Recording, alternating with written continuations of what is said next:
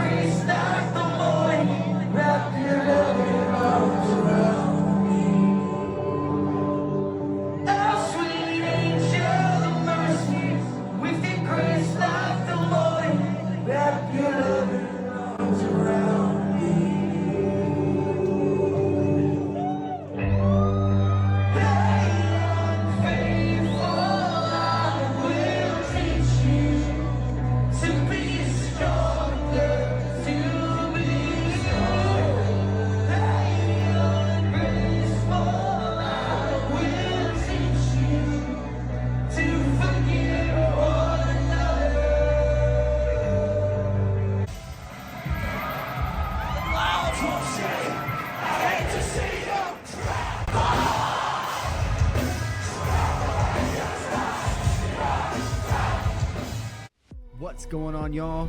This is Alexander. You are plugged into the Nerd Companion.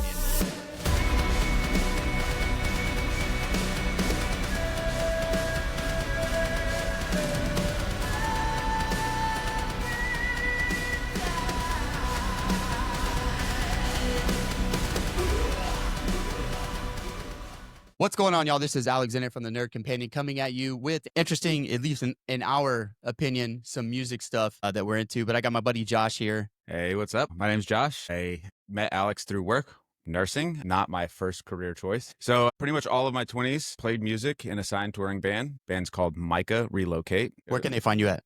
You can find us on Spotify. You can find us on YouTube. You can find us on Apple Music. Pretty much all of the streaming platforms. I was basically, life plan, life goal. It was me and my buddies, all played in local bands from where we're from, back in Louisiana. We were all in college. I was 21. And I was like, you know what? I don't want to go to school. I kind of came up with this idea. If you have a plan B, you can't put 100% into plan A. And for something like what we want to do, we from a small town where we want to be a signed touring band. The genre, I always call it Warped Tour shit. Warped Tour. Warped Tour shit. When people are like, what kind of music do you play? Have you ever heard of Warped Tour? Warped Tour, have you heard of it? Yeah. That's kind of us. a big deal. We're already at a disadvantage of being from this small town. Nobody gives a shit. Everybody. What town was that? Lafayette, Louisiana. Oh, that's where I was born. Really? Yes. Oh, that's awesome. Small world. But, everybody just gave a shit about bands from Ohio at the time.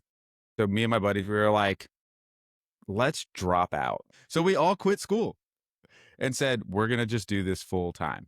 Well, if you're going to do something, you just do it 100%. You got to do it 100%. So dropped out, started, at the time we had an old singer, and then he quit because, I don't know, I guess he wanted to work for the rest of his life like I'm doing now. Funny how that came back on me. And then we met two of the guys, two of our two frontmen, our vocalists. We were one of those bands with a screamer and a singer. Shout out We Came as Romans for starting that. We kind of made them, they were from Houston. And being in Louisiana and Lafayette, even shows never came through, right? And the way you started picking up a fan base is you opened up for touring acts that came through. And the closest thing we had was like New Orleans. Is this venue called the High Ground back in the day. Awesome venue. Is it still up now? No, that shit's gone. I think they bulldozed it. Most of those venues are gone. And so being from Lafayette, we would get on bid to try to get on a opening show, and they'd be like, all right, you have to sell tickets. And we're like, bro, So what does the bidding process look like?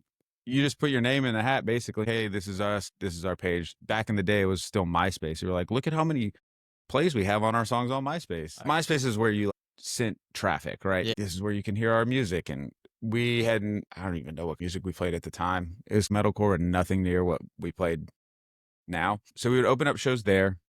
And then we decided, well, John and Michael are from Houston. We're just going to start saying we're from Houston, and kind of reinvented the band. More touring bands would come in through Houston. Okay, we'll try to get on those shows. And since we'll be a local band from there, we'll be able to get on bigger shows. And it's essentially what we did. We started building a fan base. What year was this? 12 maybe, in that ballpark range. Started picking up traction in Houston, and this was back when they still had Fitzgerald's, they had Java Jazz. Java Jazz. Java Jazz. The jazz. Dude, old school, right? That shit's not even, you could buy coffee and then walk through the doors and listen to screaming people. Yeah, I saw Yesterday's Rising there. Was the sound setup good? I just can't remember. Because you think about those old coffee houses and you're just like, man, was it really that good? I mean, to us, it was better than like a garage. a garage, Yeah. right? So we were like, whatever. And then one of the first big shows that we played, we got to open up for Dance Gavin Dance at Ooh. Warehouse Live. The thing about Dance Gavin Dance, when I first heard them, bro, this is awesome.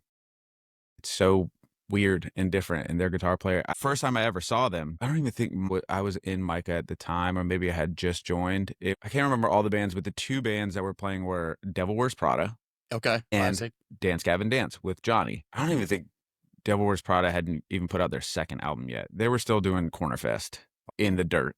And this venue is small. It's like a 300 cap room. It's absolutely packed. Sweaty, no AC, middle of summer of Louisiana, Ooh. in New Orleans. But that was the first time I saw them. Dude, they're way different than like what's coming out. Dance Gavin Dance? Yeah. Yeah. There wasn't really a direction of where music was going. You had like Under Oath kind of paved the way. All right, bands will build off that. And then Prada was still trying to figure out their things. I think maybe like A Day to Remember was getting real popular at the time. But that's like more pop punk. But it was back whenever, instead of drop D, we'll play drop C. If anybody knows what that is. Just a little bit heavier. But yeah, so going back to, we opened up for Dance Gavin Dance. Huge show. I think it was like 1,000 people. And for us, That's a lot. it's a lot. And then we started getting some traction with some management companies, because that was like the route you would go. We're a local band. Let's try to get management. Maybe they can get us a record deal. And like, you always think like, oh, I have to get signed to a label. And that's what we wanted. Let's get signed to a label. Management basically has like a seat at the table. When you're a local band, they'll kind of guide you on like, hey, this is where we should go. You guys need to record. In regard to sound or like No. Just handling logistics and kind of like pitching your name to labels, getting you deals, finding you a booking agent. And getting a booking agent was back in the day like essential on getting you on tours, because a booking agent, you would have one guy that books a bunch of big bands and he runs all of their booking and gets them on tours and builds their tour package.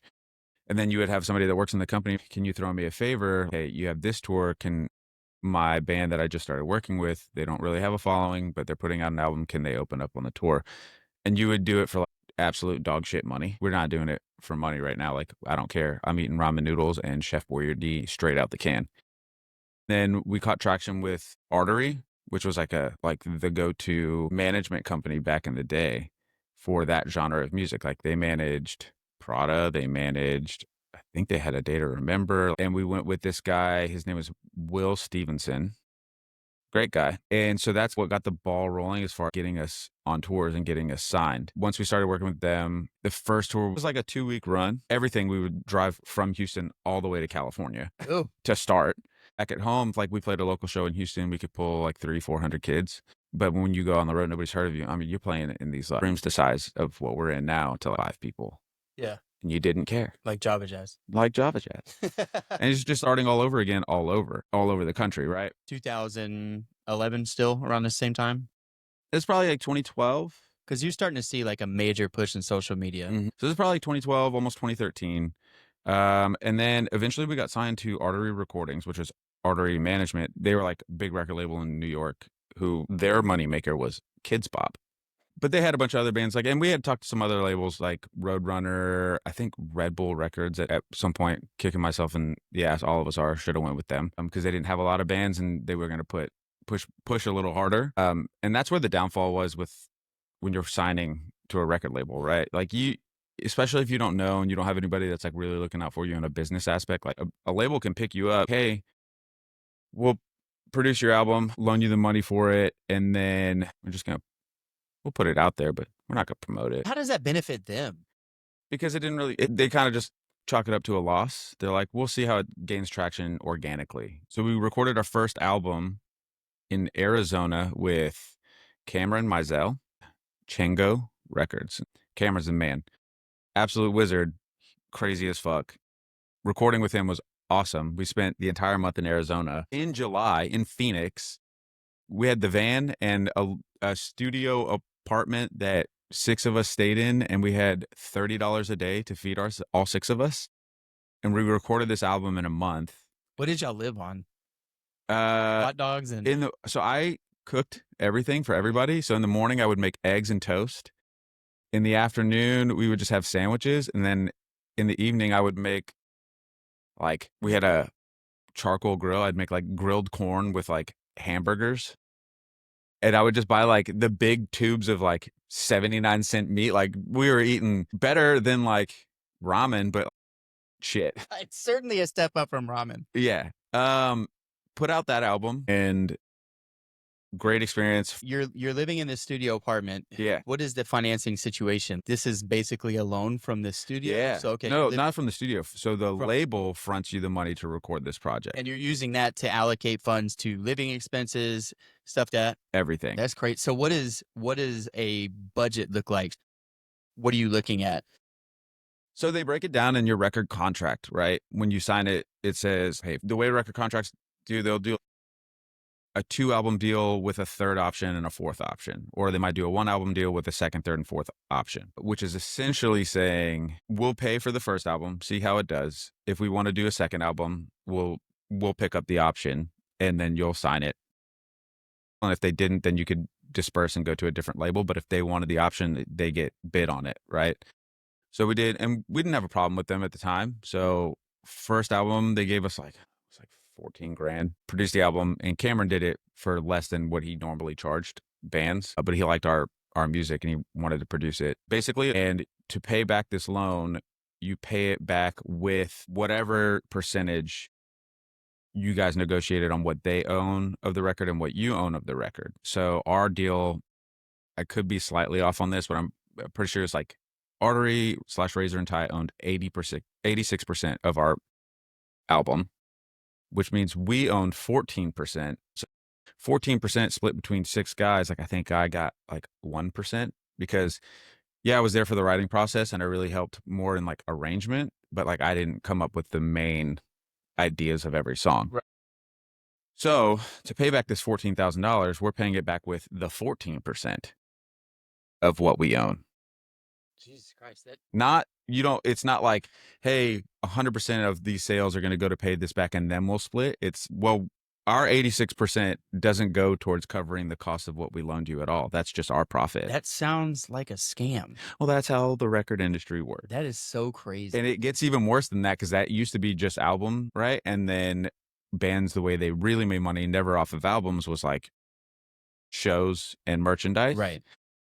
But then obviously in the digital age, records and people stealing, and record labels were making less money off of sales because you didn't have million album sales anymore, like right off the bat. So then they were like, oh, we're going to do these 360 deals where we get record, we get percentage of your show, and we get a percentage of your merch. Right. So just to make just up. dipping their hands in the pockets even more, right? Right. Past the financial stuff, we didn't give a shit. We were like, whatever. This is all we want to do. We're like, maybe we'll make money one day. Never made money. But the thrill. But the thrill, right? So our goal, our dream was just like, we just want to tour. We just want to play shows in front of people. We want to open up for these bands that we've been listening to growing up. Because it's like the lottery, right? You could always get picked up and then damn, like problem solved. Problem solved. So we put out that album. First tour we did was with The Browning, was like the headliner. It was this grueling 2-month-long tour. And we had just put out this album. And it was, I mean, the longest fucking tour. Who puts together, that's the booking? The booking agent. Yeah. And at the time, I don't even think we had a booking agent, or maybe we worked for, I think this one guy picked us up, but we were one of his smaller projects. So like not his main focus. Put us on that tour. And it was from like September to the end of November. We were gone forever, which we loved it, right? Like I didn't care. I didn't want to come home. I lived in Lafayette. Like, sorry. Got home, holidays, and then second tour offer, which still to this day, like some of the best people I know, really good friends. They still hit us up. Like I just saw them about a month ago. The second tour, which was, we were freaking out when we got this offer. Attila was the headliner. Icy Stars was like a co-headliner. Okay. And then you had Ice Nine Kills. So we were opening, right? And back in the day, you know, you agree to a tour and like, oh, this is going to be your guarantee every night. I think our guarantee every night was like $100. And like that's to cover like, gas, which doesn't cover gas. How many shows y'all did a week? We were playing 5-6 shows a week, Okay. but I think it was like a 24 show tour in a month. Every tour is about a month long. And this was when Attila was like coming up. They already had a lot of traction, and they had just put out an album. Icy Stars had just put out an album. I think it was called the New Kings Tour. For us, dude, this is going to be awesome. We had been listening to Icy Stars forever. I had been listening to Attila forever. Attila is wild. Wild, right? But by far the nicest dudes ever. I believe it. And then, so we get on that tour and it was popping, right? But first show's like 800 kids. Second show, huge. But so we're on this tour and it's in January, and this is 2014 now, right? So this is fast forward. We had all dropped out of school. I think Austin maybe finished his degree. And this was back when the Northeast had that huge snowstorm. Like it's winter. And we're playing all these shows, and first shows in like Springfield, Virginia. It's like by DC.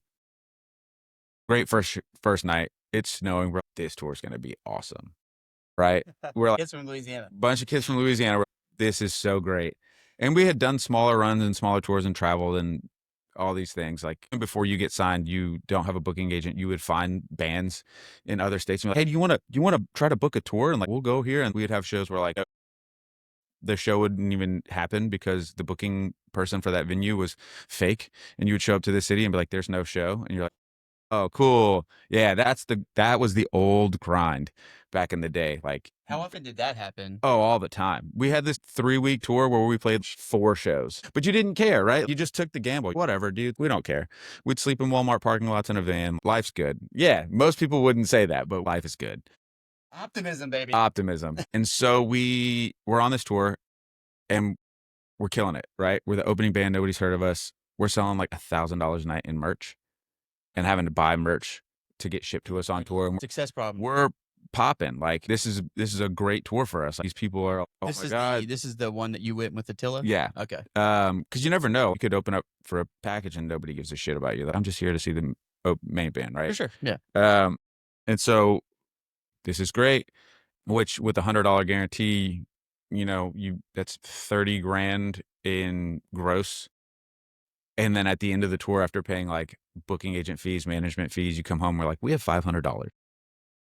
We Even. We don't. we basically broke even, which is good. Yeah. So then, All the meanwhile, you're still trying to pay off your yeah, loan that you're. yeah, Yeah. which probably is still not paid off because 14% With- doesn't I would doesn't probably not do even anything. count that. It's probably just something that's not even accounted for. It's like we really gotta hit up merch. We really gotta. Yeah, yeah. This is Yeah, album sales, you really. So once that tour's over, we're like on a high, right? We're like, all right, like now we showed booking agent.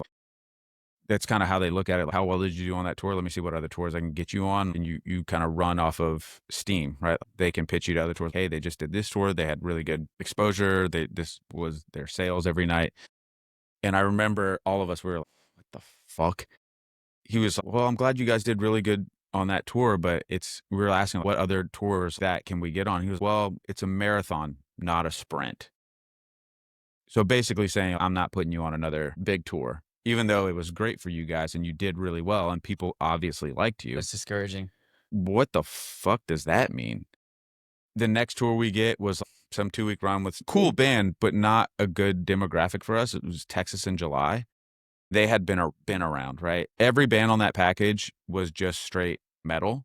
And then here we are with like post-hardcore bubblegum pop singing with screaming. We didn't sell shit for merch. We did garbage. We didn't sell shit. Didn't break even because our guarantee, I think, on that was $50. And then I think we did a couple tours over the summer. We opened up for Johnny Craig's new band, Slaves, which was okay, but that had its drama in itself. Those guys were great, but like, okay tour.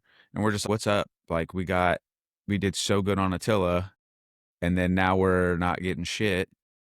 And we kept getting tours like that, right? We probably toured 9 months out of that year, and we're obviously still picking up traction. We're trying to expose ourselves on the internet and whatnot. There's different egos on every tour, Yeah, probably. right? And they had been doing it for a while, so we didn't really vibe with them. And then a week before the tour's over, oh, by the way, this is our last tour. We're breaking up after this. You couldn't have announced that, like, hey, this is our final tour, and that would have probably pulled more people, right? Horrible planning. So there's a week left in this tour, right? And we're in Colorado Springs, is a venue you used to play out there. And we get hit up.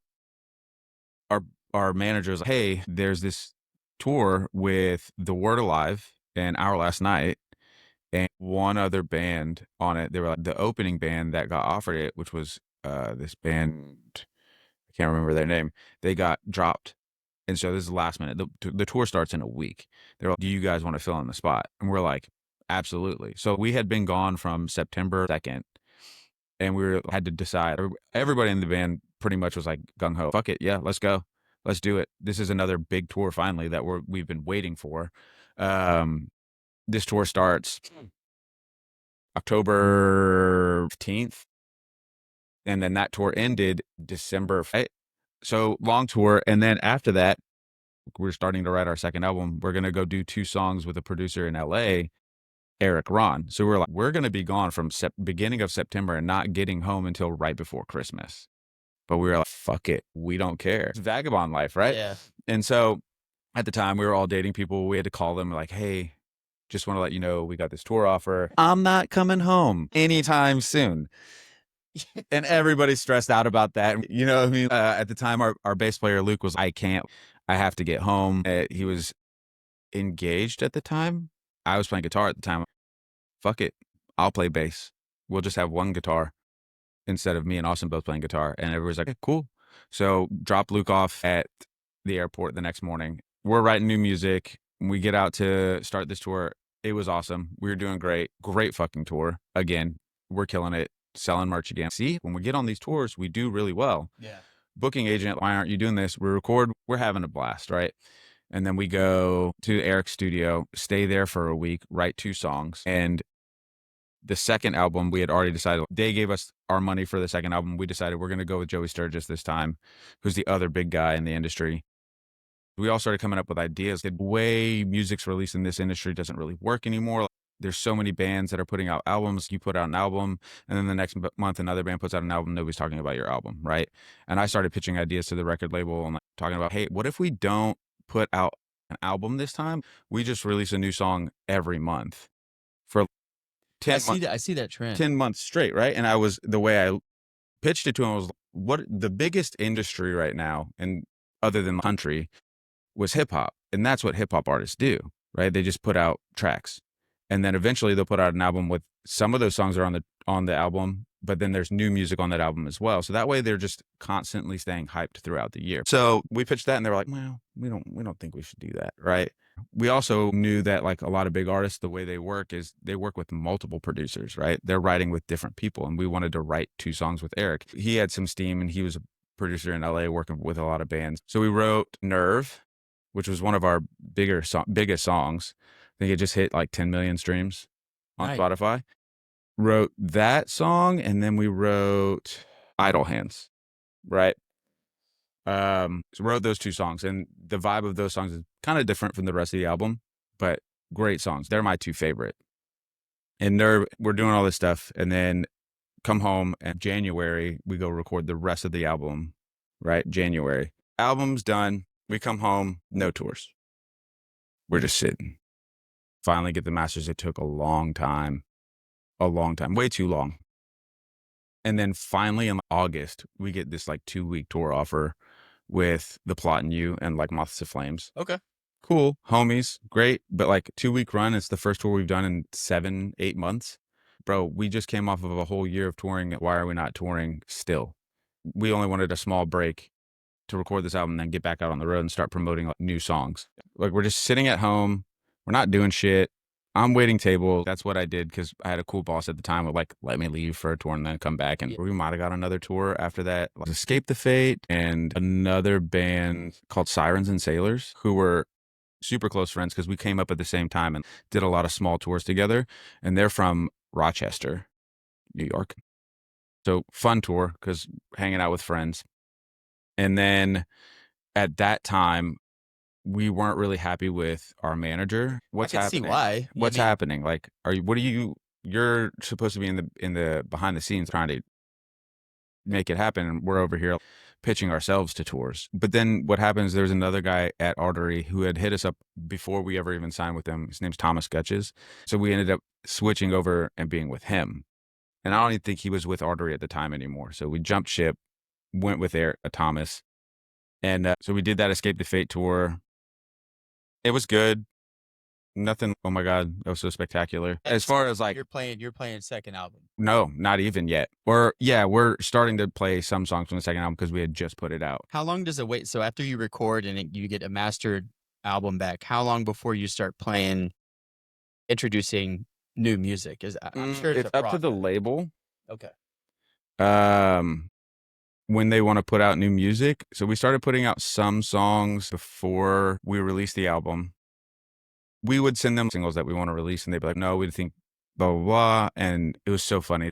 We don't think Nerve is a single, right? How does one determine what makes a good single? Like if it's... I don't know. It's just basically opinion, educated guess from being in the industry. Nerve is going to be one of our biggest songs. What are you guys talking about? We even had to fight them on shooting a music video for it.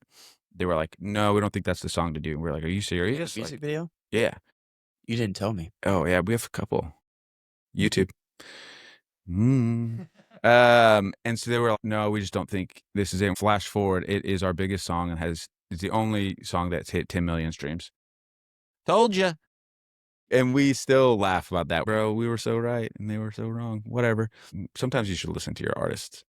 Yeah, man. There has to be some sort of feeling someone gets when you're writing the music because you're all feeling it. And if you're all passionate, if you feel, because I'm sure there's some songs on an album that you like more than others. Yeah. And when you're all playing it and you're all looking at each other like, yo, this is it. This is it. Like when we wrote we wrote that song with Eric and then like finished it and listened to it in his studio, yo, this is the best thing we've ever written. This is insane. It's different, but like still us. Oh my God, they changed.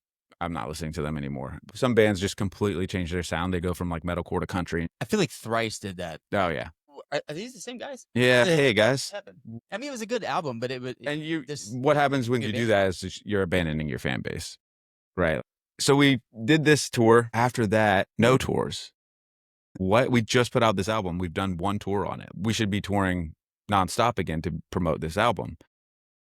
I guess we'll just do our own headliner because nobody's picking us up. And at the time, we were just coming up. Siler is a band from New York. They were just coming up, and we were super cool with them. And then Bad Omens, okay, who's huge right now. Kind of them getting popular on TikTok recently, kind of revamped that music genre and the music scene. People started going to shows again. Or they just captured a different audience that probably didn't even know about it. But so at the time, they were small, had done a couple tours. And so we were told our management, hit their management up, we want to build this headliner tour package. I think it'll do really well. Our three sounds blend really well. Nobody's going to feel like, I just came to see this band and none of these other bands sound like them. Like, we're all fit. Siler's management was like, no, they're going to be busy. They have a tour. We're like, oh, fuck, that sucks. And then same thing. But they did not know about it. Siler was like, oh, they have a tour, yada, yada. And we hadn't hit any of the guys up personally yet, right? And then Bad Omens, who was on Sumerian Records, sorry, they have a tour at that time too. They're not going to be able to do it. And we're like, damn, dude, that sucks. And so then we ended up picking up, I think we only did a 3-band package. We picked up 2 other bands who had never toured before. So this headliner is basically just us pulling. It didn't do bad per se. Like there were certain cities that we did really well. Philly, we fucking I bet that was fun. It was Philly. great. Did really well on that, but we just didn't make money at all. Were you making more than when you were doing the cuts? Not really, because yes, we're selling merch, but we didn't have a guarantee because every night was based on a percentage, but the two bands underneath us have a guarantee, right? And so we had to pay their guarantee because it's contract guarantees. Bro, what is this business? What were y'all all thinking at the time? Was there any discouragement? Was there? It wasn't necessarily discouragement. Yo, something's not working. If something's not hitting. Something's not hitting. So we played New York and we see our buddies in Siler. They come out to the show and we told your management about this tour, blah, blah, blah. What? And we are like, yeah, they said you guys were going to be busy with the tour. We didn't have anything booked and they didn't even ask us. Are you serious? Like, so y'all would have done the tour. Yes, this would have been awesome. God damn it, bro. Make it out to California. Why didn't y'all contact them? Because they don't really have a say, right? Yeah, I guess you're right. So they can't go and do anything without, but it's just management though, right? It's approval. But you sign in a record label. They were on a label. Okay, too. I got you. I thought, okay. They were actually on the same record label we were on. Why would you not put a band that's on the same record label as us together? Flash forward, we're traveling, going through, we make it out to LA, play a show there. Friends with the guys in Bad Omens, they come out to our show, and we're talking to Noah, who's their singer. Yeah, their management said no, but they didn't even know about it. We hit up y'all's management because this is the package we wanted to build. Bro, that would have been a great tour. Like, they didn't even ask us. We had nothing booked. That is so crazy. So this tour that we thought of would have done great. Management and record labels were like, no, don't do it. And then never even asked the bands who would have said yes. I wonder how common that is in the industry. Probably a lot more than you know about. And so, yeah, our headliner tour that did okay, could have done really well, but was foiled by the man upstairs. God? No, management. And then after that tour, so like we were kind of already getting discouraged. What is happening? Yada, yada, yada. But right before this tour, which kind of gave us some like boost in our morale, we got offered to play this festival in Japan. So we played this, it's called, I think it was Scream Out Fest in Japan. Dude, this was is Earthist there? No. At the time, they're kind of like a groove gent. No, it's Crystal Lake. Okay, yeah. They didn't play it, but they came out and hung out. Oh, that's what's up. Super cool guys. Yeah. The tour, the Scream Out Fest was Bless the Fall, Attila, us. How is that reunion with Attila? That was awesome. Yeah. Yeah. We had seen them several times. Like we'd be in the same cities and we'd meet up, and really cool dudes. So we play this in Japan. We'd never been to Japan. Dude, the show was insane. Apparently we were really big in Japan because we would walk the streets of Tokyo and people would stop us and be like, Micah, Relocate? And we're like, we are, what's up, dude? This is nuts. We up. play this show and it's like, I don't know, it's probably like 3,000 people who don't speak English singing our songs. Like, that's the magic and the like majesty of music, man. Yes. It transcends all communication, dude. And I'm talking about full crowd going wild singing. Because we had played big shows in the States, like played another festival and we were on, it's like a festival, but wasn't a festival on that Word Alive tour. Where we got added on because that other band had to drop off, where it was like Pierce the Veil, Sleeping with Sirens, Our Last Night, The Word Alive, and us. And that was like 5,500 people up in Michigan, huge crowd. And we did really well. People liked us and had known about us. And at the time, we had been playing so often that we were tight, right? You can go watch videos of that and we sound like a recording because we're just so used to playing and have our groove. So we're comparing that to this festival in Japan. I think we had just as much of a reaction and interaction with the crowd in Japan as, if not more, as like Attila and Bless the Fall. In their eyes, we were just as big. Amazing show. That was so awesome. Awesome. And then we stayed for the week in Tokyo, just hung out. We were riding on a high, made money off of this show because we got paid. They paid for our flights. We got paid for the show. And then we made good money off merch, right? That's awesome. Helped fund us staying there. And then also some of the headliner tour that we had coming up.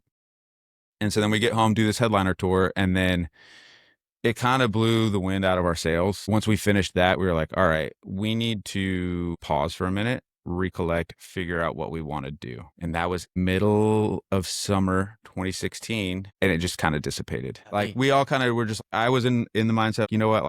At the time I was 28. I was making no money. There are weeks to where I don't even pay my phone bill and don't care if my phone's shut off. I'll just talk to you when I have Wi-Fi. I was at that point, and I'm living with one of my friends in his house. I kind of want to see if I can do something else and like make money and not be so broken. Live in my own place, right? Yeah. So we all took a break, started doing our own thing. I moved to Houston because I was living. I think people should live with each other until they Well, yeah, I live with. until they make that commitment, or if that's what they Yeah, choose to do. I live with people now. You know what I mean? People need fellowship. People need each other. Like I don't think I would enjoy living on my own. No, I did for a little bit and it was cool, but like just being by yourself and not talking to anybody. you just not want to be home. Yeah. You're like, I'm gonna go hang out. Yeah. And then flash forward. So I moved to Houston. We played two more shows in 2017. We did one in Houston and then one in Dallas. Because in Texas, we had good draw. Like we could pull like 600, 700 kids, sometimes 1,000 kids. Shows would do well. And then after 2017, like nothing, right? We all were just kind of on the same page of like, we're not going to do a tour anymore. Like we all have bills now and things like that. Like if I can't make enough to pay my bills, then I can't do it, right? I'm not going to get kicked out of my apartment. I'm kind of like, I was so jaded by all of it. I was like, I actually have no interest in playing music right now. That sucks. Right. And I didn't even enjoy going to shows. I couldn't listen to music the same. So I actually want to do a reset and not do any of this so I can love music the way I used to, right? Because I couldn't go to a concert without like thinking about so many other things, all the behind the scenes stuff, right? Yeah. And so flash forward to now, it's been 8 years of I didn't even own music equipment. We had over the years kind of talked like, hey, we should maybe do a show or like blah, blah, blah. And we're like, yeah, maybe. And then it would fall through. And then finally, guy who books for the Whiskey A Go-Go in LA hit us up and he was like, hey, I want to book a show out here for you guys as a reunion show. And we were like, kind of all talked about it, like, screw it, let's do it. And that was last summer. We had talked about it and it was supposed to be in January. And we finally had to go buy new music equipment. We got together and practiced. All 5 of us together hadn't been in the same room in 8 years. Right. So it was this crazy reunion, started playing music again. Whoa, this feels nostalgic. This is wild, especially for me. I hadn't touched an instrument in 8 years. All of that was good to go, set in stone. We had this show booked, had flights booked, and then the fires in LA happened. We canceled the show. On our end because we just felt like safety wise and everything that was going on, this is not the appropriate time to be out here like trying to promote and play this show. Like the mood in LA, like people over there have they have shit going on, right? Like we'll just reschedule it. And then so we were like working with the Whiskey, trying to figure out another date. And then we've kind of figured out another date, but then that fell through, right? Like we couldn't come to some agreements on certain things about the next show. So once that was canceled and we knew it was going to be, we're not going to reschedule. Okay, well, we've already gone this far. We should still do a show. So now we're going to play a show on June 20th in Houston at Warehouse Live in Midtown. It used to be old Rise Rooftop. So that is going to be our first show that we've played in 8 years. Okay. And it's going to be kind of wild, kind of weird, but we're stoked for it. As you should be. Yeah. June 20th. It's a Friday. So nobody has work the next day. Unless you work in healthcare. Unless you work in healthcare or retail. So I don't know how the show's going to do. Might do great. Might only be 100 people. However, we don't care. We're doing it simply just to be able to do it. You know what I mean? How many people live in Houston in the band? Just me and John. Austin is actually moving to Nashville soon. Aaron lives in Denver and Michael lives in Austin. Okay. So like we all have to come together like and practice and try to schedule the practices and like people have to travel for it. But yeah. Man, that's exciting. Yeah. It'll be cool. Like what is everyone's expectation here? Fun, right? We think we'll do well. You know, Houston's market for this genre of music is kind of diminished. So I've been to some shows and they do okay. I feel like Houston scene is, unless it's top, it's not award music. Yeah, like it's not the same anymore. And I know that, like, you know, growing up listening to the music that we listen to, it's still like my top genre of music I listen to. But like most people we were all in like our late teens, early 20s. everybody that used to listen to that grew up and got jobs and have families now, and they're like, I don't really go to shows like that anymore. I bet they would. But for this, Anytime for this, maybe, right? Because we're baking on. We haven't played a show in 8 years. Like, it's one night. We're not going to start touring again. We're not going to start playing shows all the time. We're just doing this one-off just to do it, and it's going to be an extensive show. Like, the original show was supposed to be 2 nights, first album, second album, and we realized like, we don't. That's a lot to do. So this next show is just one night, and it's going to be a blend of both albums, a longer set list than what like would normally be, just because, you know, we haven't played in so long. But I think just because of that, like, people will come out and be like, it's one time. I'm not, you know, a lot of bands right now are doing that. Makes me feel old, but like 20-year anniversary shows. And I'm, oh my God, I am 36. I was 16 when that album came out. Speaking of reunion, Yeah. or some reunion Yeah. shows, Under Oath. It could not have been better. That show was so good. Have been better. When I saw that show coming out, that tour coming out, well, I have to go to that. Yeah, anyone that grew up in that time with that music scene and enjoyed Under Oath, even just a little bit, Yeah. Oh, you had to go. that- And Under Oath was probably the biggest, for me, like one of the biggest bands that I was into at that time. oh yeah. So for me, like, end of middle school, early high school, like, the route I went, everybody kind of falls into that music a different way. And for me, it was What was the first band that you got into that? in that genre. Yeah. Under Oath. Oh, okay. So I used to listen to like The Used, My Chemical Romance. Like, I was that route, like emo. And then I had just moved to this new neighborhood where my mom had built a house, and her boss, her grandson lived in that neighborhood. And so we met. His name was Tyler. And he was into a bunch of stuff. Like, so I would go hang out at his house. He played music. I was like, this is awesome. Like, I had kind of just started like learning how to play music and playing guitar. I hadn't been playing that long. This was the summer. He went to Warped Tour, came home, and he was like, dude, I have to show you this band. And I was like, all right. That's how it always is. I And- got to show you this band. He was like, check this out. And they bought their album. And so he shows me They're Only Chasing Safety. This is 2005, 2004. Might be before that. I think it was 2004, like 03, 04. It might be in- 3, dude. So in that era of time. And so he shows me them. And then I start listening to They're Only Chasing Safety. And then I also start listening to their album before that with that song When the Sun Sleeps. The sun still sleeps. Right. And I'm just like, holy shit, this band, it like was my segue into metalcore, I guess is what you would call it. So he showed me them, he showed me Every Time I Die, and he showed me As I Lay Dying. But Under Oath was like the one, right? I remember waking up, having to get on the bus early in the morning, and I have like the Walkman CD that doesn't Every bump. every bump. And I'm just sitting there with terrible headphones at the time because they didn't make good headphones. And I'm like, just people sitting next to me on the bus, they just hear Spencer screaming through the headphones. And so that's kind of what sparked it for me was Under Oath. And then Under Oath, and then shortly after, like, this was back when you could get home from school and watch Fuse TV. Fuse. And they would play music videos. It was like the better version of MTV. Yeah. And then I saw Seosin, and it was their live music video of Bury Your Head. Bro, and living in Lafayette, like, they didn't have those albums at the store. So like, I remember in high school, I was like obsessed with Seosin. I have to get my hands on their album. Again, I'm looking at the history of them.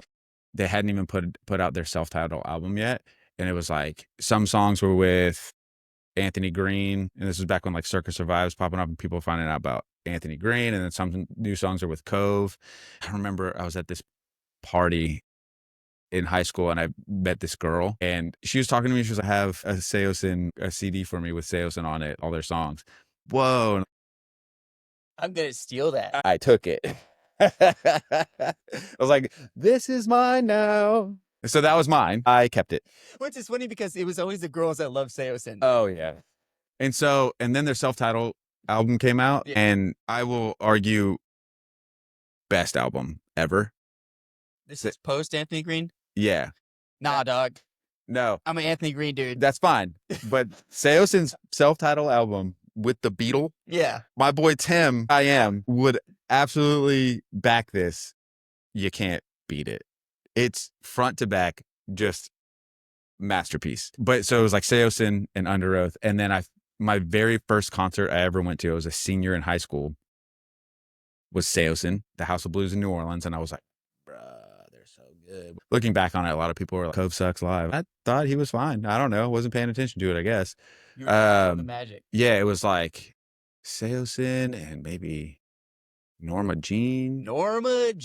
Yeah, which I wasn't like the biggest fan of them. They were okay. They were a couple songs. And then so that was my first concert, and then a couple months later, this is 2007, Under Oath comes through with Define the Great Line. This was like the second year, is like the end of that cycle. So that album. Oh, dude. Confession, when that album first came out, I hated it. Dude. I remember this was back in the day, like you had to just rely on leaks. Albums would get leaked and this and that. And like we were riding around in one of our friends' car and they were like, dude, I got Under Oath's leaked album. It's like, we listened to it. How did they do it? So how did you not like the very first song? So let me explain. Film rolling and just like. Let me explain. There's always this weird transition that as a listener, I know is my biggest pitfall, is that if something is different, nope, don't like it, you change. So just like you said. Yeah. So I hated the album when I first heard it, but after probably 3 weeks, like 3 weeks of listening to it, it was the best album they ever made. Best album. Oh, yeah. I don't care. That's their best album ever made. Oh, yeah. I figured that out in music, right? There's some bands that this has happened to me too. Like Came as Romans, I was really, really into them. Anytime they would put out new music, at first I don't like it. Me and my friends would be like, it's dog shit. It's dog shit. One like little and shit. The best albums of that like will always become my favorite are like you said, like I don't like it at first, and then I find myself like 3-4 days later, like one of their songs is stuck in my head. Let me go listen again, and then I'm just like, I know that shit thing I said earlier. By dog shit, I mean pristine heavenly majesty is what I mean. What I meant was, I'm dog shit. This is awesome. I was clearly not listening to this the first time. Listening to it, but I was basically hoping that I would re-listen to the first album. Yeah. But that didn't happen with me for Under Oath, right? And Under Oath was one of those bands. After Define the Great Line, they put out another album. I kind of stopped listening to them. Same. Define the Great Line. It was so good. It's a masterpiece. To compete with that. And now some of their newer stuff I really like. But after that, Survive Kaleidoscope or yeah. So that album was okay. I would listen to it, but it's not Define. Once you do Define, that's hard, right? And that's hard. It's like, damn, we should probably call it quits now. And that's hard as an artist, right? Because how do I write this new album without thinking too much about the last album? I obviously am tired of playing that because I've been doing it nonstop. And my music taste and my music writing style is going to change as an artist. How do I not think about that album too much while I'm writing this new album? But then how do I not also like disenfranchise the band and like basically abandon our fan base? Like I want to keep fan base, but then also pull new fan base at the same time. Yes, you're going to lose some because some people like us are going to be like, it's not good. I feel if you really like the band, it might take a couple listen throughs, but you'll go, you know what? I see what they're doing here. Right. And Under Oath has put out music nonstop, but I was also a huge Aaron Gillespie fan, right? So like Define came out and then he came out with the Almost, and I was like, dude, this guy is... I liked a couple of their songs. Oh, that whole album, front to back, Southern Weather, still to this day, I'll put that on and I just get goosebumps. Like, he's so incredibly talented. And funny story, last summer, I had already planned on going to this show for Under Oath in Houston. We're in Florida, in Destin, and me and my friends are sitting there, and me and one of the girls that was there, like, we grew up on the same music, which we talk about all the time. And, you know, it's a niche genre. Like, not everybody likes it. Most like, it's not the music that like, hey, do you want to put anything on? You're like, nah, you will listen to whatever you want. Because I know nobody wants to listen to this. This is for me. Yeah, this is for me. So we're sitting there on the beach, and this guy is walking down, tattoos, long red hair. And I'm just like, we're in Destin. This is a weird spot for somebody like that. But here I am. I also am covered in tattoos. Not that crazy, but he just looks different. I'm like watching him as he walks by. I look at him, and then I look to my left, and I look at the girl, and we're both like, that was Aaron Gillespie. No fucking way. What the fuck?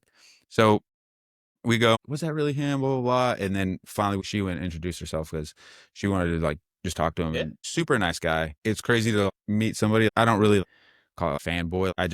He's a person, Yeah. and I respect that. But where I pay my respects is like, dude, you yourself have been so influential on like my whole life in the aspect of not because like your lyrics changed me or anything like that. You didn't get me through a hard time, but had you not put out They're Only Chasing Safety, the band that I was in probably wouldn't have been a band, right? My whole music career wouldn't have happened. Right. Butterfly effect, right? So like, I'm looking at this guy. You have put out so much influential music. I've been listening to you for over 20 years. Wild. And then flash forward. How do you think that makes him feel? That has to be such a. I don't know, right? Because it's kind of hard when you are so intertwined in it, right? As an artist, and I can only speak from it from like a small experience because we just put out 2 albums and toured, and I don't know how influential we were to other people. Well, just put yourself in his shoes. Well, What that's hard, right? Because like for him, he's been doing it so long, it's so normal to him, right? Like this is just what he does. Somebody coming up to us at work as a nurse and being like, oh my God, you're gonna be like, bro, I literally just clock in and clock out. I don't think this is that impressive at all. So for him, like, I'm sure he's like, yeah, I've done a lot of great things, but I could only imagine it would take like stopping, going like 10, 15 years and then looking back on it for him to feel, and maybe I'm wrong because I'm just speaking from personal experience. I don't really look at my accomplishments as anything other than, oh, that was cool, right? Some people, dude, that was amazing. It was good. I'm never like overly zealous on my own achievements. So for him, he might feel the same way, right? He's not doing it to, maybe not thinking about it in the aspect of, oh, I've achieved all these things. He's just, no, I'm just doing what I love, producing music, and I like producing music, and I like, this is just my life, is who I am, right? So for him, it's so normal. I'm sure he's probably looks back and like, yeah, I've done a lot of cool things. I've lived a wild life. It's brought me a lot of success, but yeah, it's cool. You know what I mean? Like, so who knows, right? Imagine coming up to him as a regular person and not like going, oh my God, oh my, you know what I mean? And just coming like, hey, yo, I just want you to know that you might hear this all the time, but from a human being to another human being, your work has paid a lot. Oh yeah, paved a big way. Well, in yeah. life. And there's a couple bands in the industry that I feel absolutely paved. There were certain bands would come out that were so unique and just basically opened the gates for other people. I'm gonna do that too. Under Oath, influential, paved the way, and then Bring Me the Horizon. Bring me, yeah. Which Bring Me still is letting out music and this and that. And like, I don't know, maybe they'll do anniversary album tours, dude. I'm sure they will. If they do Chelsea Smile. What is the one song or the one album? It was wild, dude. That album was absolutely wild. So when they came out, when that album was coming out, it was all these people. I love this band. I was a bunch of girls like, I like this band. You don't really like this band. You just want to be edgy.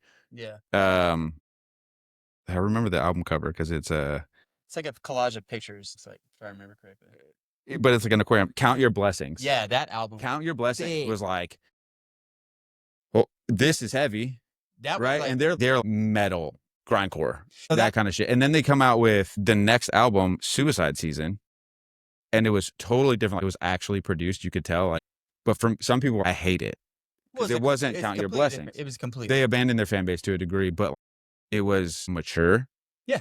And this is awesome. Like when I first heard Chelsea Smile, yeah, I'm in. I'm all in. And then I fell in love. And then, so I saw that Under Oath show that summer. And then right after that, I saw Bring Me the Horizon. They were touring Suicide Season.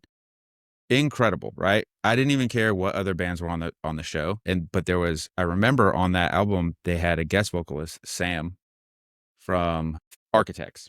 Architects, yeah. So Sam from Architects was on Suicide Season, and he's singing in one of their songs. Dude, he's got a great voice. And I knew of them, but I hadn't heard any of their music. And they came out and opened up that show. It is, to this day, you know, when you go to a show and you hear a band you've never heard before, it's like not the best way to be introduced to a band. I need to listen to their music, sit down with it. And sometimes you'll be like, oh, they're good, but like, you only really register one song.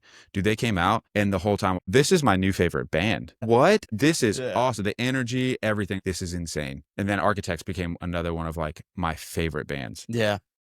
So whenever, you had that era of this underground kind of screamo scene, I remember being into The Used, My Chemical Romance, Census Fail. Census Fail was the band that got me away from mainstream music. Yeah. And I heard Census Fail for the first time, Bloody Romance. The first time I heard that song, what is this? I couldn't understand why I didn't like alternative music or rock music. I couldn't just put my head around what it was. There's something about it. It just felt. I mean, now I understand. It's boring. Like it's just. Well, it's too. It's not even that it's that era. yeah. At that time. It's not even like it's too structured. It's just like it felt like robotic. Yeah, it was it's like a merry-go-round. Yeah. Are you even putting anything into this? Or I don't think I emotionally connected making to it. money. Like, oh, I'm just going to put out music because I know this will catch people's attention. Yeah. It didn't feel like there's like a street behind it. Yeah. And I remember the first time I heard Census Fail, that was the catalyst that got me into this whole screamo scene. And then, of course, you get into The Used, My Chemical Romance. Silverstein was okay. Yeah, I had like. They had a couple good songs. And I was kind of like, that was Census Fail. Like, I liked them, but like. I only like their EP, the first one that they released, and some of Let It Unfold You. Yeah. And then after that, it got me in the scene. But then you start to develop your identity of what you like in music. And, and then you really start to get really niche, right? Yeah. And so I loved Under Oath. I was really into them. But I think after Define the Great Line, I kind of hit this weird lull. Yeah. You were like, music. Okay, I'm just going to keep recycling. Yeah. Until I find. And that's the worst part about being really into music is that there's always these ups and downs of music. And right? then you find a new band you can't stop listening to. And then you get all their, similar artists. Holy shit. It's the best thing on Spotify. Spotify is the GOAT for finding new music. I don't care what you say. So I went to this weird lull, and then what got me, because I always liked Avenged Sevenfold. I always had like this metal. There's something that I just loved about metal, but Census Fail was the closest thing that I could get that was reproducing that. Yeah. Under Oath, I just loved them because I just like it was something emotionally I connected to. By the way, Aaron was singing and Spencer screaming. It was almost this internal conflict that you were always you're just emotionally, you're singing because I'm feeling this, but then that you're just feeling. Yeah, and I always laugh. People are like, they're like, I don't get the screaming. I'm like, what do you mean? I don't know what they're saying. I'm okay. For me, like listening to music, I've never really been one to even listen to lyrics anyway. It's melody, it's the song. And then to me, screaming is almost an instrument. Like I can register some things that are saying, depending on who the vocalist is, but it's really more about like the cadence and like things that like blend with the song, right? Some people, they have to listen to music for lyrical content. And I think then hip hop is probably like real hip hop artists, real MCs are probably your way to go then. If you Yeah, absolutely.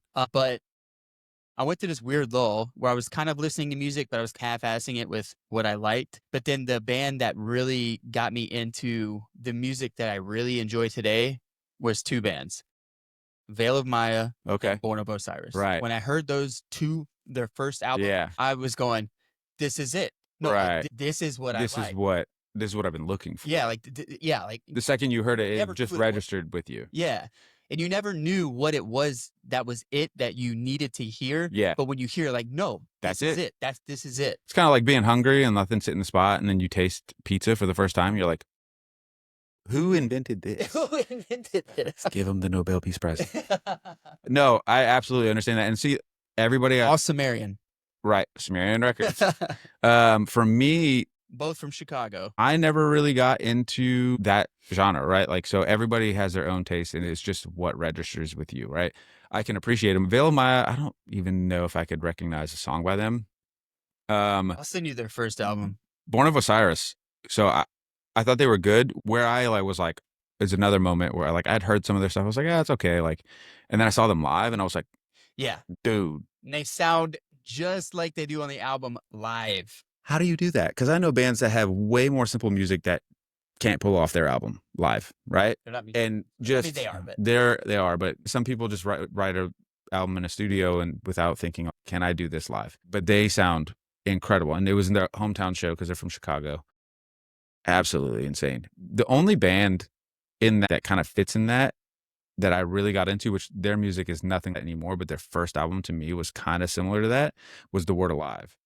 I have to go listen to them because I never even. Dude, their first album is similar to that vibe. They had keyboard player, structured but not structured. Their breakdown patterns. I remember back when we would write, the way people would write breakdowns is like you'd roll dice and like 3, 5, 1, 6, right? Like come up with a number, and that was your chug pattern. So it'd be like 3, and then 1. That's how you'd write your breakdowns. Is that how people did it? That's how some people would do it. Holy shit. Especially for like the choppy ones. But yeah, they were, it's crazy when you go down that path of all the bands you've listened to and the bands you've liked. There's so many over the years. It's impossible to name Like, them off the top of your head. Impossible, right? I struggle to name some of the big ones just trying to think about it. So many. But yeah, I absolutely understand what you're saying. Where certain bands just register with you more. That's how it was for me with Architects, right? Like I know a lot of people that didn't really like them. You're crazy because they're so good. And I liked so many different aspects of that genre because there was so many blends of it, right? So I loved Icy Stars, which they're more pop, and I love pop music, right? Growing up as a kid, like the one band I loved the most was NSYNC. I love structured radio pop. When we were writing our first album, when we would tour, the number one album that Micah listened to while we were riding in our van was Katy Perry's fucking big album. It's fun. It's so good. If you really like are understanding music and structure and writing and melody, that whole thing, it beat Michael Jackson in certain records, right? It was so good. Obviously, Really? very commercial, right? Clearly, they just had some of the top producers just producing this music, but there's a science behind it, right? Go listen to like Justin Bieber, like love metal, but then you'll catch me listening to some Biebs. Yeah. Because it's good. Yeah. You can't. A lot of stuff he was doing in 2015, I think I liked. Yeah, a lot. Incredible, right? That album, Believe? I don't know the albums. There's songs I'm... Dude. I don't know if maybe I think that's the name of the album, but that song is on there. But yeah, and so now for me, it's hard to find new music. There's a lot of bands out there. Saturated too. Saturated, and everybody's trying to do their own thing. And again, I'm just recycling old music until I hear that one band that I'm like, dude, they're so good. Yeah. I haven't found them yet. Architects just put out new music and it's absolutely incredible. Love it. Won't stop listening to it. But my taste is like, I used to hate country and now I'm starting to kind of get into country because a lot of the guys that were in that metalcore genre switched over and started doing country, right? So they bring that element of writing style to country. Not that it's heavy country, other than you got Hardy, who's awesome, but you can tell when you listen to him because he's metal, country, his entire upbringing. I haven't seen it in interviews or anything like that, but I can just tell by listening to his music. He used to listen to the stuff that we listen to. He's got Jeremy from A Day to Remember on one of his songs. And that's where he comes from. Like, you just don't. It's very. I wouldn't be surprised if he's from Mississippi if he was at one of our shows in Mississippi. Like that's just what he grew up on, and then started writing country because it also resonated with where he grew up from. Which I think is really cool that country's kind of starting to get into that like rock style as opposed to like Brad Paisley. Things like that. That's not my ish. But again, like couldn't tell you the last artist that I discovered, and I was not going to stop listening to this for the next like 7 months. Like already can tell. One of my favorite bands I feel has been putting out legitimate albums that have essentially stayed true with little changes with every album, right? Yeah. Because people change. You're not the same person you were 10 years ago. Right. You're also not going to sing about the same things you were singing about in 2016. Yeah. Unless you're just singing like some Viking band. Periphery, I feel has, from their first album to all the way to Reptile now. Yeah. They've just have been so consistent with, even though their sound changes, you can tell that they don't just be, I'm putting these riffs together and that's it. They're literally it's thought out. sitting down. Periphery is really good. I like their music a lot. They've put out some incredible music. Another one of those bands. Dude. It's another one of those bands where that has always intrigued me is when these breakdown patterns and the structure of the song is so where are we going? It's like math rock almost, right? Yeah. It's a commercialized math metal. Okay. So that style of music is super popular in Germany. It kind of heavy math rock, super popular in Germany. Not like Psyopus or like Primus. No Buckethead. Jerry was a race car driver. But it's so funny because so when we did that tour with the Browning, they were, I guess, decently sized in the States, but they would go to Germany and play these festivals, and they're The crowd would be like 50,000 people. It was stupid. It's huge there. And so, but there is this one band. I was waiting to tell you about this band on the podcast. You need to go listen to if you haven't heard them. The band names that they come up with are really funny. Like there's a band from Germany called We Butter the Bread with Butter. I don't know if you've heard of them. They're metal. I want to say I have, but I could be having a Mandela effect. It's a ridiculous band name. Do you know what that means in America? Like maybe you're being being silly, goofy, but this one band, they're so heavy and it's just nonstop breakdowns. It's my favorite thing ever. It's a band called Breakdown of Sanity. Breakdown of Sanity. Dude. Yeah. Dude, when I first heard that, this is awesome. My friend was, wait, here comes another one. I was like, more breakdown. You've heard of Lorna Shore, right? Yeah. Some of their breakdowns from one chug to the next is so long, but if you just bob your head, it goes. You're still with it. Well, how does and that that's happen? some of the people that like I was friends with back home, like they didn't listen to our style of music, and they would come out to our shows and they were like, bro, it's kind of weird that like that all they would listen to is like rap and hip hop. They were like, it's kind of it reminds me of like rap and hip hop with like breakdowns and like the bass drops. And they were like, I like it. I know, dude. And I was like, telling you, I've always said, always, right? So this genre of music never got like commercially popular. And I blame radio. Absolutely. Because they would put out bands, it's the screaming, everyone's the screaming. I was like, you say that, but there are bands out right now, and this is like early 2000s, before 2010, like Taproot and shit like that. They had screaming, but they would put out these bands on the radio. I was like, if you just shoved this genre in people's faces and put it on the radio, people would probably be like, I like sponsors. And a lot of it also comes from radio makes money off of the endorsements, right? Because they can say, well, at this hour, we have this many listeners. And what's keeping these listeners is these bands like Stained and Taproot and Breaking Benjamin, right? Like that was it. Those were the bands right there that turned me. Good. Yeah, this is style. Yeah, but so they wouldn't put on something like A Day to Remember or Under Oath or Bring Me the Horizon or anything like that, because they're like, if we put that on, it's taking a risk. People might change the station and then our numbers drop and then we're not going to get Budweiser to pay us to put their commercial on. Right. So I blame radio 100% because they can influence the mass opinion. Right. Which blew my mind because you cannot, it's not like this genre is like this weird, obscure, like not good music, right? It's really not obscure. It's really not. It's not.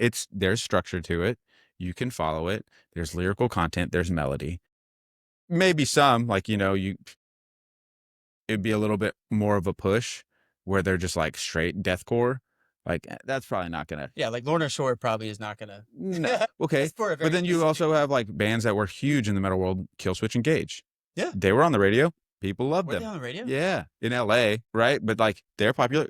Okay. Huge band. One of the most successful metal bands of all time. Slipknot. They're on the radio. Yeah. People love them.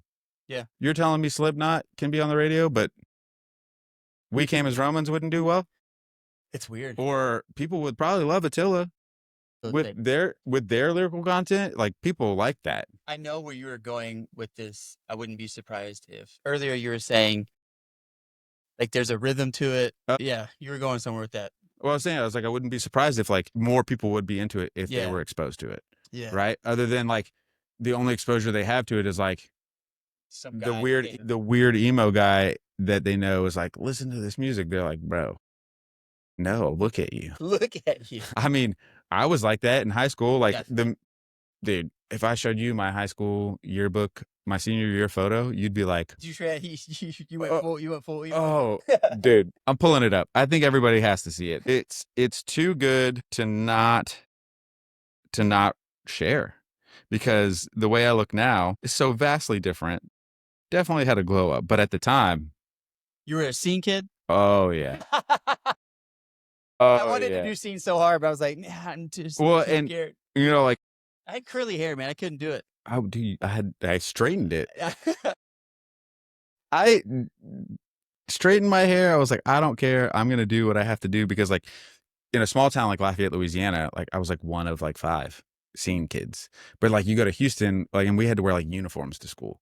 You go to bigger cities, like they're everywhere. So it like wasn't that like obscure, and nobody, like, you're exposed to so many people, you're not going to be like, what is that? You're like, yeah, whatever. Like people just do what they want to do. I can't tell you. So while you're doing that, I can't tell you how many people that have listened to. Are you ready for this? Oh, you skunked it. Skunked it. That went from the front to the back. Yeah.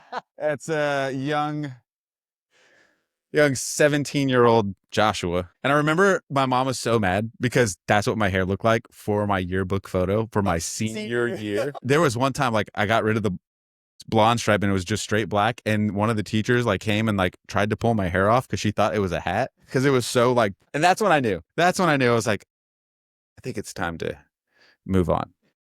And I basically shaved my head to get rid of all the black. Well, I've had some interesting hairstyles growing up, and now I just kind of rock regular hair. just like a regular dude. The less I have to do, the better. You look like you put it. You have good hair. You look like you put a lot of work into it. None. I wet it and forget it. To go back to the like exposure to music, I can't tell you how many people that that only strictly listen to hip hop, that when I put on like a Veil of Maya or something that has, you know, that you get a rhythm, like groove metal. Right. I hear that and they're going, holy shit, like what is this? Groove metal's awesome. It's so like you know, when you're never heard this band before and they're like, let me show you this music video, or let me show you this like live performance, and some slightly overweight guy with a beard comes out with an 8-string guitar. Oh, It's about to go down. I'm about to lose my mind. Yeah, we're gonna fucking hospital. Oh, dude. The way his fingers are about to move is going to soothe my brain.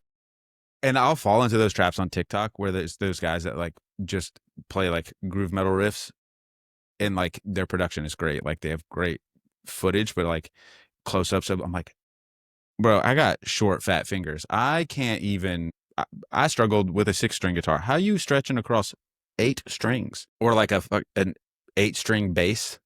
What? Do you need them? It's stupid. There was a band that we toured with, wasn't like this per se, but like they would do obscure things like that. Sworn In. Never heard. Did you ever listen to Sworn In? I've seen albums. I've seen the name. Look up Sworn In. We got into this conversation at work where I was like, classic rock, it's mostly dog shit to me. Right? Oh, he's the best guitar player. He's so good. Okay. I can appreciate it for being that at the time, right? Like you didn't have an influence before. When Jimi Hendrix came out, obviously, bro, he invented guitar, essentially, right? But then less palpable, sure. The talent that guitar players, guys in Sworn In and like some of these metal bands have, you don't understand. Jimi Hendrix walked so these people could run, and they're flying. Polyphia. Yeah. The guys, both their guitar players, like we used to know them coming up. They're a Dallas band, so like we all would hang out with them. I used to be friends with their bass player, who's also fucking incredible. They were classically trained growing up. They played classical guitar, so that translates into like how they Buried in Me and stuff like that. Dude, what's crazy about Between the Buried and Me? So the first guy we recorded with demos, his name's Drew Falk. He's a like great producer in LA now. Like he's killing it. Super awesome guy. He was friends with the drummer of Between the Buried and Me.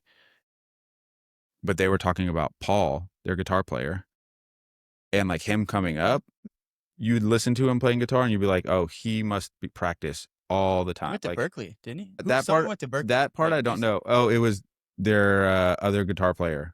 One of them did, right? Paul, on the other hand, from what I was read about and told, he should not be as good as he is because he practices a couple times a week for maybe an hour. Some people are just talented with stuff.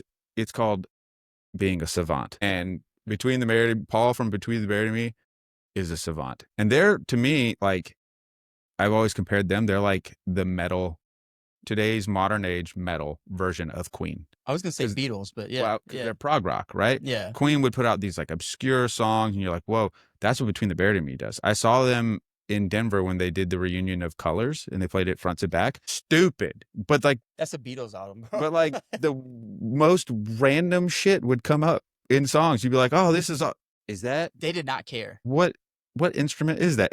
Am I hearing ukulele or whatever. Is that a saxophone? Yeah, I don't understand. Yeah. There's just so many different genres now with music. You said it earlier, like you can go and listen to other music and enjoy it. And I definitely feel like I'm a music head because I can do that. And it's even that way for even very specific types of music you hear in metal. There's so Right. many different subgenres of you can listen to one metal band and then another, and you're just going, that sounds completely different. So different. Not even the same thing whatsoever. And it's just crazy how Right. And then you're saying like go kind of branch off. You're always gonna come back home. you always come back home. And Spotify knows what I like with their like curated playlist that they come up with. Like, So the only thing I like about Spotify is they always just play the first song on the album that I noticed that they do. If you're doing like a unless you're making your own playlist. so I have my own playlist, and then it starts changing the more you like different songs. Gotcha. Right? Like when you hit like, it's gonna okay. I'm gonna add that. Sworn in.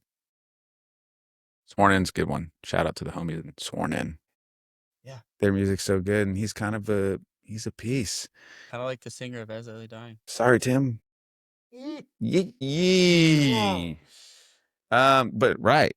Super talented. I was telling you about this. Like I loved As I Lay Dying, and he produced and recorded their music, and I'll go back and listen to an album they put out in 2003 and compare the quality of that recording to other albums out in 2003. And these other bands, clearly technology wasn't on their side with like, how good it sounds, because those albums that he would produce can still stand to like, the quality of production today. Yeah. He just knew what he was doing. He knew exactly how to do it. And to me, that also makes an album, right? Like, you could love an album, but if it sounds shitty just because they didn't record it well, it wasn't a good mix, or it wasn't. We're just talking about him. From Chelsea Smile. Bring Me the Horizon. Yeah, from that first album. Count Your Blessings. You recorded this on a couch in a shed. Yeah. And the next one was, you went Like to you went to a big studio. Yeah. This is crisp. Wow. Crisp. They really liked your shit. And I'm big on like, as you get further into music and start recording music and things like that, you become what's known as an audiophile. Audiophile, I was about to say. And I'm big on, this is a really good produced album. It sounds good. They've got a lot of production in it. And production, if you have a good album with good production, you almost don't even notice that the production is there. Yeah. For example, this album right here, Okay. New Rain. Yeah. That was their first released album, Born of Osiris. And then they did they basically re-recorded it and remastered. And I can't world go back difference. I can't go back and listen. Why would you? It sounds mushy. Yeah. There's too much going on. There's some stuff that I appreciate more from the original. Like because they did like little slight tweaks. Changes. Yeah. But the quality is just night and day. Dude, speaking of changes, that, because I'm OCD, would drive me nuts when I would see bands live. And when we toured, we have to play it exactly like the album. Some people appreciate it, but if I saw a band live and they changed one of the songs a little bit, or the singer sang a certain line in a different melody than what was recorded, Because it was too high or what have you, or he's just trying to be artistic on the spot. Why'd you do that? You just Ruined my night. You just gave me blue balls. I hate you for that. I'm not coming back. Why'd you do that? Why'd you do that? You know who didn't do that, but tweaked all of their songs to fit so well? Under Oath. Talking about that show? Yes, dude. I was wondering, because they were like, it's going to be the whole album. And I'm like, well, how are they going to play that one song? Right? Like the Jesus song. Absolutely. Yeah. And That was he way starts before the singing. original.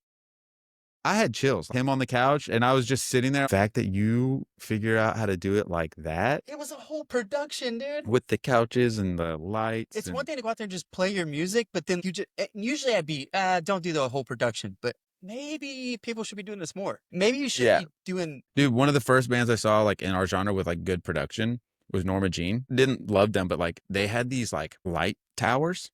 I don't know if you ever seen it. Look it up on YouTube, Norma Jean Light Towers. I love Brand New. I like Fall Out Boy Even too. as much as they changed, they're so good. I liked Fall Out Boy. Everybody really hyped them up, and I was like, I mean, they're good. Like, they're on the radio. I was more of like a Panic at the Disco fan. Yeah, that's what I thought you were. I'm still Panic at the Disco fan to this day. I think Brendan Urie is also just a genius at writing music. And if you go listen to each one of their albums, different era of music that he's like, paying homage to, right? There's one that's like 80s synth pop. There's a song called Colorful. So good. And then the next album was Death of a Bachelor, which is like more like homage to like the Rat Pack, like Oh, that style of music with orchestra behind it. okay. Also, What is that album called? really good. It's called Death of a Bachelor. Bachelor? I believe that's the check name that of the out. album. So like Fall Out Boy, I get why they were so popular, and I've seen them I live. think they're overrated. I mean, they're good. They're good. They're good. But I just don't think that they're hyped up. Right. Yeah. I'm just you Yeah. could put them on. Like it's not gonna be my go-to. Yeah. I'll definitely sing along. You can't not, right? It's very overproduced music. Yeah, and I was just not that whole genre of music, and even like getting into like where everybody went the Under Oath route or the Mayday Parade route, right? Like I never got into We the Kings and Forever the Sickest Kids, and that was a whole genre of Warped Tour as well. Like it wasn't my thing. Like I just didn't like it. Yeah. No, Under Oath is one of the goats. One of the goats. I wouldn't be listening to the music I listened to today without Under Oath. The music you listen to probably wouldn't have been made.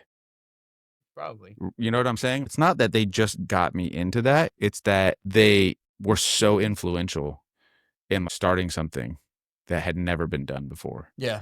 And I wonder, did y'all even realize y'all were doing that at the time, or was it just No. kind of? I think it's more of a hindsight thing. You're so caught up, when you're looking back with all the things that you were stressed out about, or that you should have been as a mid 30-year-old man should have been stressed out about. You weren't stressed out about time. You're not thinking about it. You're thinking about like just putting the best show together and doing your best, right? And then looking back and seeing the ramifications of those actions. Well, and the other thing about that is, I've heard this before. He was talking about you could write 10 songs, right? You could, well, this is the best song. But you don't really get to decide that, right? The fans get to decide that. And they were talking about, and this is when TikTok was blowing up, they were talking about, we wrote the song, we didn't even, and then here we are years later, and it's now a huge song because people caught on to it and they're like, we love this. Like they get to decide. So like Earth could have put all that out, and if it didn't catch on, you know what I mean? Like they didn't choose. That was Stephen King in The Stand when he wrote The Stand. Oh, really? He said he didn't even care for the book. Yeah. He was just like, yeah, that's actually not my favorite book at all. Right. It ended up being like his biggest seller. He's like, what? You're right. Like, but, and then, so like we coined this term, like when we were touring, like there were certain bands that like we absolutely loved, but they were not big. And we called them, like bands for bands. Right? Yeah. Like they're a musician's band, right? Yeah. So we're all musicians. So like we are hearing it differently than like we think they're so good, but the average person who doesn't write music and is just there to consume, they're not going to hear it the same that we are. So it's not going to hit for them the way it hits for us. Like Our Last Night, in my opinion, in the beginning was that they're a band's band. They were fairly successful prior to doing like what they do now, which is covers. But I loved them, that they weren't the biggest band, and they had been grinding forever. It wasn't until they started doing metal covers of these pop radio songs, that it caught on for them. And so people started coming out to their shows, but are they coming out to their shows to actually hear their music or just hear the music that they recreated? But again, musicians band, they're writing music on a just different level. And I wonder if that is the reason why we like the music we listen to. Probably. Like it takes a very, it's like an acquired taste. It takes a keen ear to hear what you're hearing. Absolutely. Yeah. Absolutely. Why most people are, well, we can't play A Day to Remember 94.5, or we just can't do it. Because they're not going to like this. Which is why a lot of the people that I hang out with, probably they don't listen to that music. They're like, I don't get it. I'm like, well, it's because you don't play guitar and you don't write music and you don't record and you don't understand all of the things behind it. You're just looking for simple. Yeah. Something that you can sing along to. To me, it's when people listen to lyrical content. If I try to listen to lyrical content, I don't relate to any of this because he's singing about an experience for himself. I haven't been through that. I can kind of relate to a piece of what you're saying, but through and through, I don't resonate with what you're saying at all. Yeah. I think when I listen to lyrics, I kind of put myself in a situation, or at least imagine a situation that they're going through. Right. Like an applicable thing. And that's the thing too. Like, oh, dude, I hated this in high school, and we'd have to sit there and read poetry and then try to like break down what is the meaning behind this. You're just making shit up. Right. Like we're so obscure. Right. We're trying to apply meaning that might not even be what they were meaning. They were talking about what they were going to eat for dinner. Right. They're trying to figure out some philosophical problem. Right. Like, I'm just trying to eat. Right. Right. And I hated that because I'm like, who are you to like determine what they were trying to say? Did you interview them? But that's the beauty. I think that's the beauty of it, right? Or at least that's what. It's your interpretation, Yeah. right? Like, and that's what music is. It's for your interpretation, which is cool. Yeah. But my interpretation is, does this shit hit? Yeah. Am I going to bob my head? What does the music sound like? Yeah. Yeah. Well, hopefully at this upcoming show that you have, people will feel the hit. People will bob the head. I hope so. Maybe some crip walking. If I see somebody crip walking in the crowd, I'm going to lose my mind. It's going to be you, isn't it? You can't confirm nor deny. If you see it, I'm going to deny it. Someone's going to have to catch it. I'm just going to have to wear a camera on my head. The whole time you're not moving, you'll be walking this way. Yeah. No, I'm hoping the show's good. Even if the turnout isn't as amazing as we think.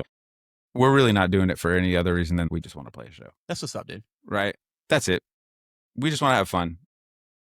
And that's all that matters. Yeah. Hell yeah, dude. Thank you for coming by. Dude, it was awesome. Where can they find you again?